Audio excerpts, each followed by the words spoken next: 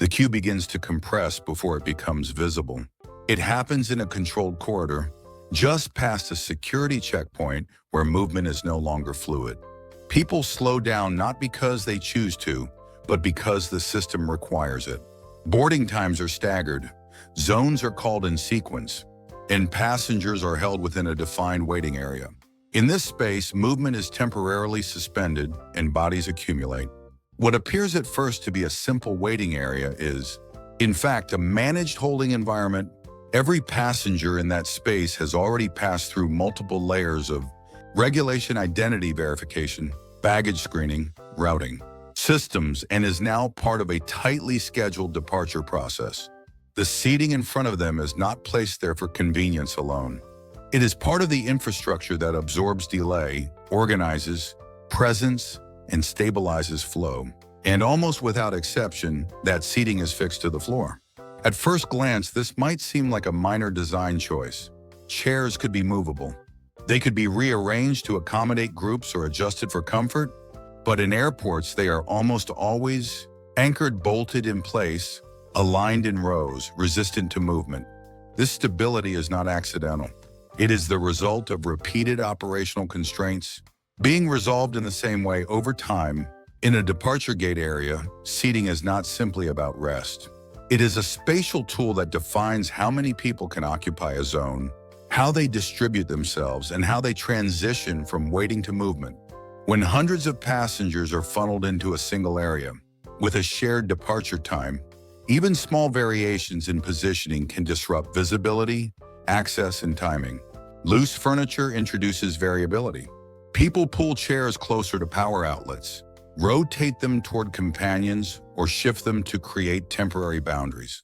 These adjustments, while individually reasonable, accumulate into irregular patterns. Aisles narrow. Sightlines to boarding displays become inconsistent. Staff pathways are obstructed. From an operational perspective, unpredictability at this stage is costly. Airports rely on clear lines of movement between seating areas and boarding gates.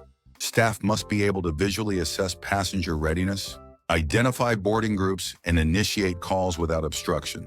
Emergency protocols also depend on unobstructed egress routes. In such an environment, even slight deviations in furniture placement can introduce friction. Fixing seating to the floor removes this variability entirely. Once anchored, the position of each seat becomes part of the spatial plan.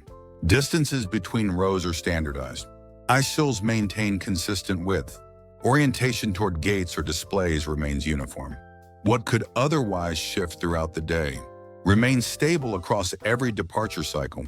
This consistency allows other systems to function more reliably.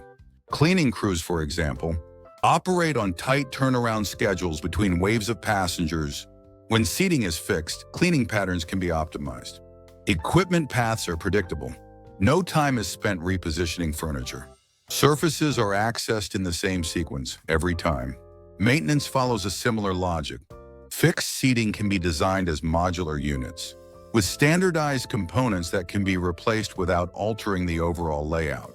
Anchoring points are reinforced to meet structural codes, ensuring durability under constant use. But beyond operational efficiency, fixed seating also plays a role in managing passenger behavior without explicit instruction. When chairs cannot be moved, passengers adapt to the layout rather than reshaping it. Groups distribute themselves across available seats. Instead of clustering irregularly, personal space is negotiated within a predefined structure. Even without signage, the arrangement communicates how the space is intended to be used. This is not enforced through rules, but through constraint. The alignment of seats toward boarding gates, for instance, subtly directs attention forward. Passengers are oriented toward the point of departure, reducing the need for repeated announcements or visual searching. The seating becomes part of the communication system, reinforcing where attention should be focused. Over time, these arrangements become expected. Travelers moving between airports in different countries encounter similar seating patterns. Rows are aligned. Distances are consistent. Orientation follows recognizable logic. This repetition is not coincidental, it reflects a convergence of standards across airport design.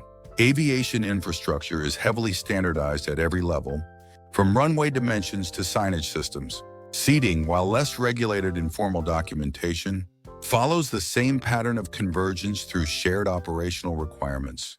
Airport authorities, architects, and equipment manufacturers operate within a network of guidelines and best practices. When a particular configuration proves effective maintaining flow, reducing obstruction, supporting maintenance, it is replicated. Over time, these solutions become default. Manufacturers begin producing seating systems designed specifically for fixed installation. These systems integrate features that align with airport needs: durable materials, resistance to tampering, modular construction, and compatibility with floor anchoring systems. Power outlets and charging ports are incorporated directly into the seating units, eliminating the need for additional movable infrastructure.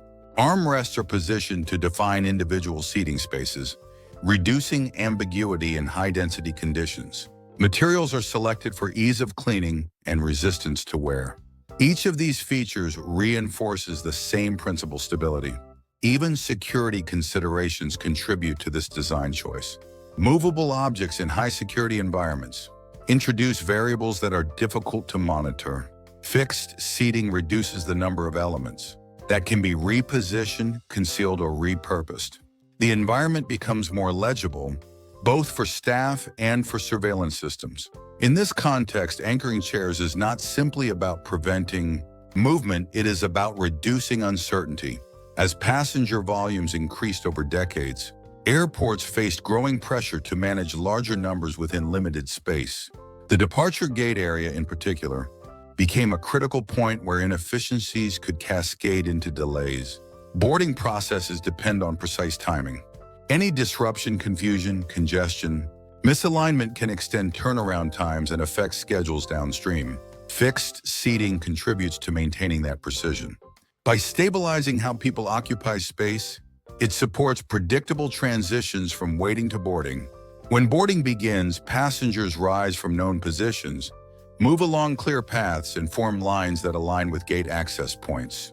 The environment does not need to be reconfigured to accommodate this. Shifted is already structured for it.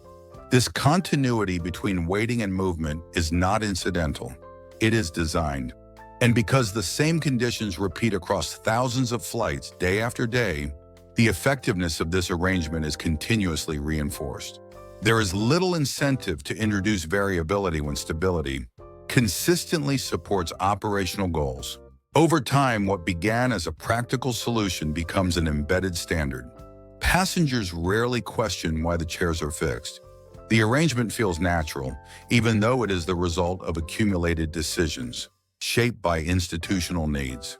The absence of movement becomes invisible, yet this fixed condition continues to serve its function, precisely because it does not change. As airports evolve, introducing new technologies, redesigning terminals, adjusting passenger flows, the fundamental requirement remains the same: to manage large numbers of people within tightly controlled processes. Fixed seating persists because it aligns with that requirement. It defines space without negotiation. It supports flow without adjustment. It integrates into systems that depend on consistency. And in an environment where timing, visibility, and control are continuously balanced, the ability to remove variability quietly, structurally remains one of the most reliable ways to keep everything moving.